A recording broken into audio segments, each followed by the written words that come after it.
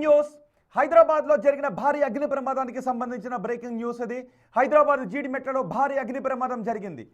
అక్కడ నిల్వ ఉంచిన ఒక వేస్ట్ కెమికల్ గోదాంలో మంటలు చెలరేగాయి. దీంతో భారీగా మంటలు ఎగిసిపడ్డాయి. ప్రస్తుతం సంఘటనా స్థలానికి చేరుకొని మంటలు నార్పే పనిలో ఉన్నారు ఫైర్ సిబ్బంది. ఆ కెమికల్ గోడౌన్లో చెలరేగుతున్న మంటలవి. ఒకసారిగా కెమికల్ గోడౌన్లో మంటలు అనగానే ప్రజలు భయభ్రాంతులకు గురయ్యారు. కెమికల్ గోడౌన్లో మంటలు అంటే ఆ చుట్టుపక్కల విషవాయువులు వెలువడే అవకాశం ఉంటుందేమో, తమ ఆరోగ్యానికి దెబ్బ పడే అవకాశం ఉంటుందేమో అనే భయభ్రాంతులను వ్యక్తం చేశారు. నిజానికి కెమికల్ పరిశ్రమలో ఏదైనా ప్రమాదం జరిగితే ఆ ప్రమాదం తాలూకు పర్యవసానం కేవలం ప్రమాదం జరిగిన చోటే ఉండదు.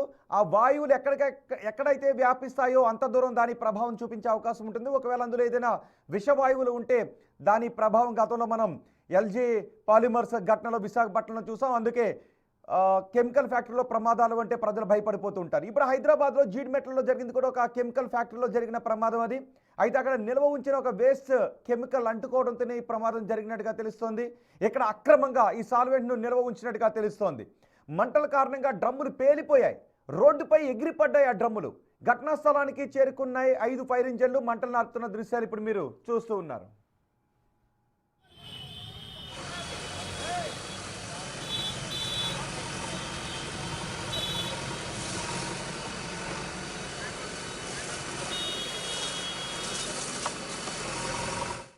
ప్రమాదం జరిగిన ప్రదేశం దగ్గర నుంచి మరింత సమాచారం మా ప్రతినిధి సుజాత అందిస్తారు. సుజాత, ప్రస్తుతం మంటలు పూర్తిగా అదుపులోకి వచ్చినట్టేనా? అసలు ప్రమాదానికి కారణం ఏంటి? అక్కడ అక్రమంగా నిల్వ ఉంచిన ఈ యజమానులు ఎవరు?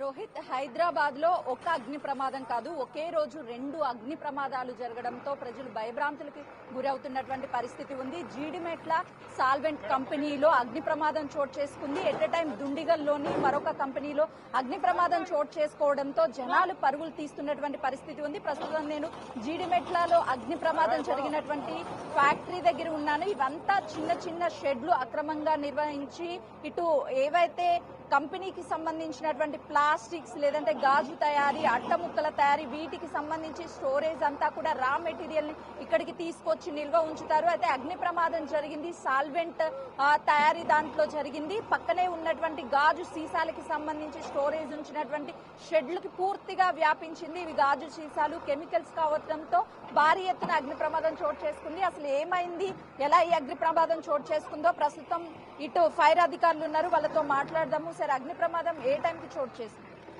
అగ్ని ప్రమాదం 7:30 ఆ టైంలో అయిందండి. మాకు 7:40 కాల్ వచ్చేది. ఆ కాల్ వచ్చే టైంలో బాగా ఫ్లేమ్స్, ఎగి ఫ్లేమ్స్ ఉన్నాయి. ఆ సాల్వెంట్ మండుతుంది కాబట్టి ఎక్కువ ఫ్లేమ్స్ వచ్చాయి. ఆ ఫ్లేమ్స్ వల్ల పక్కన ఉన్న షాప్స్, ఇంకో 2 షాప్స్ అంటుకున్నాయి. ఆ పక్కన స్క్రాప్ గోదాన్ ఉంది, ఆ స్క్రాప్ గోదాన్ ఫైర్ అయింది. దాంతో ఇంకా ఫ్లేమ్స్ ఎక్కువ అయిపోయినాయి. మాక్సిమం 2 అవర్స్లో మేము మొత్తం ఫైర్ ఫైటింగ్ కంప్లీట్ చేసినాం. ఫైర్ రాగానే మేము 5 వెహికల్ టర్న్అవుట్ చేసామండి. సనాతన గారు, Jeedimetla, Kukatpally and cantonment vehicles turnout చేసి ఫైర్ని సాధ్యమైన తొందరలో కంట్రోల్ చేశాము. ఇప్పుడైతే ఫైర్ లేదు, కంప్లీట్ అయిపోయింది. వీటన్నిటికీ అనుమతులు ఏమైనా ఉన్నాయా, లేకపోతే అక్రమంగా నిర్వహించారా? ఇప్పటికైతే వివరాలు తెలియదు మేడం. వచ్చిన వాళ్ళు ఇంకా ఓనర్స్ ఎవరు కాంట్రాక్ట్ రాలేదు. వాళ్ళకు పర్మిషన్ ఉందా లేదా అనేది వాళ్ళు వస్తే కానీ తెలియదు మనకు. ఎందుకు అసలుకి ఫైర్ అనేది వచ్చింది ఏమన్నా గుర్తించారా? ఇంకా ఇప్పుడు ఫైర్ ఫైటింగ్ నడుస్తుంది, అయిపోవచ్చింది. ఇప్పుడు వాళ్ళు వస్తే ఒకసారి ఇన్వెస్టిగేషన్ చేసి ఎందుకు ఎలా జరిగిందనేది మేము ఇన్వెస్టిగేషన్ చేస్తాం. ఇక్కడ ఉన్నటువంటి చుట్టుపక్కల వాళ్ళు ఏం చెప్తున్నారు సార్? ఆల్రెడీ ఒక సాల్వెంట్ కంపెనీలో చెలరేగిన మంటలు చుట్టూ ఉన్నటువంటి వాటికి వ్యాపిస్తున్నాయి. చర్యలు ఎలా తీసుకుంటున్నారు? అవి మేము స్పెషల్ డ్రైవ్ పెట్టాము. ఇప్పుడు 99 డేస్ యాక్షన్ ప్లాన్లో స్పెషల్ డ్రైవ్ పెట్టి చేస్తున్నాము. దాంతో వీళ్ళందరి మీద తగిన చర్యలు తీసుకుని ప్లస్ వాళ్ళకి సేఫ్టీ మెజర్స్ ఎలా పాటించాలి ఏంటి అనే అవగాహన సదస్సులు కూడా కల్పిస్తున్నాము. దీంతో మ్యాక్సిమం కంట్రోల్ అవుతుంది, వాళ్ళని కంట్రోల్ చేయడానికి ట్రై చేస్తాం. ఇలాంటి ఇండస్ట్రియల్ ఏరియాలో అసలుకి ఫైర్ సేఫ్టీ పాటిస్తారా, వాటిని తీసుకుంటారా? అవి కంపల్సరీ మేడం, ఫైర్ సేఫ్టీ పాటించాల్సిందే. ప్రతి ఇండస్ట్రీకి ఫైర్ సేఫ్టీ అవసరం, నీడ్. దాని పరిధిని బట్టి ఎంత పెద్ద ఉంది, ఎంత చిన్నగా ఉన్నది, వాళ్ళ ఏరియా దాన్ని బట్టి ఫైర్ సేఫ్టీ అనేది ఉంటుంది. అందరికీ ఒకే తీరుగా ఉండదు. ఇప్పుడు వీళ్ళు తీసుకున్నారా ఫైర్ సేఫ్టీ పాటించాలి? అదే ఇప్పుడు అయితే ఫైర్ అయింది, మొత్తం ఎంటీ అయిపోయింది. దాంట్లో ఏం లేవు ఫైర్ సేఫ్టీకి సంబంధించినవి. ఉన్నా ఏమన్నా అంటే కాలిపోవచ్చు, కల్పిస్తలేవు.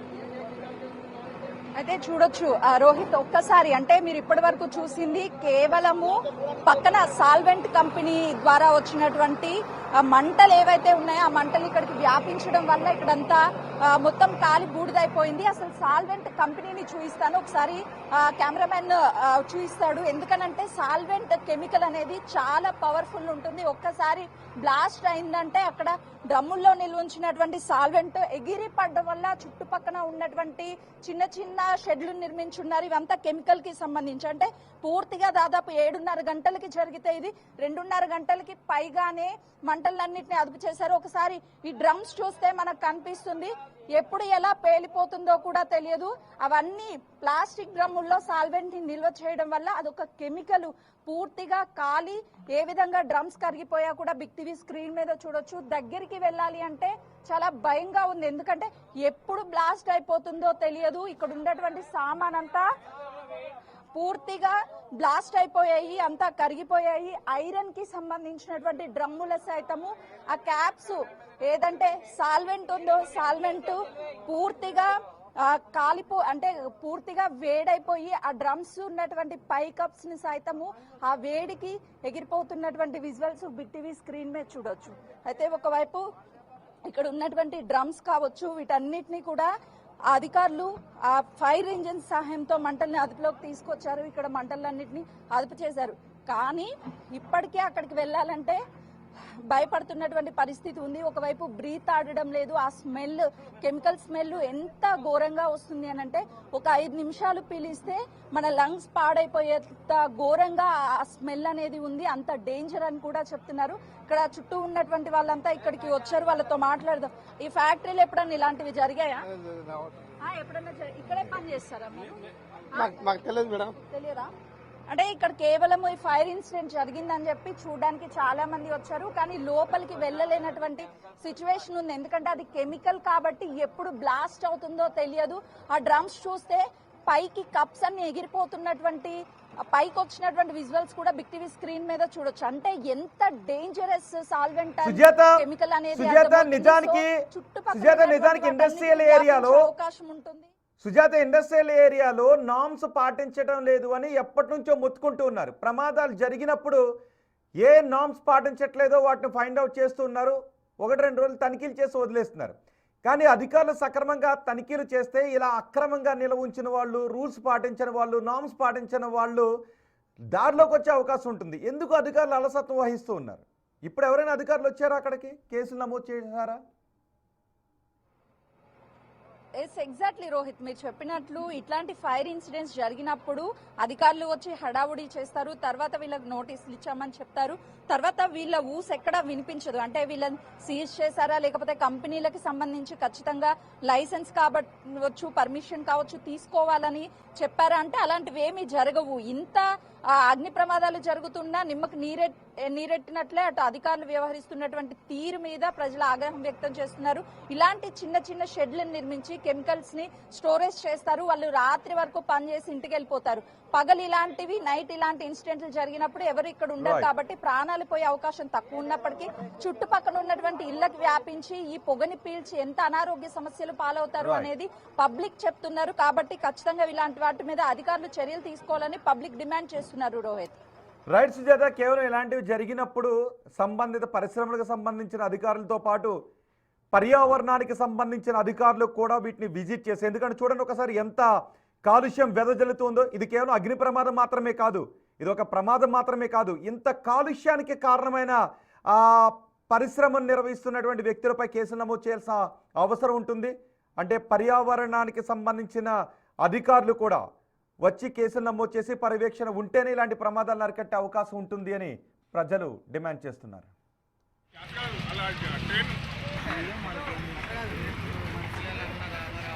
మనుషులు ఎవరు లేరులే.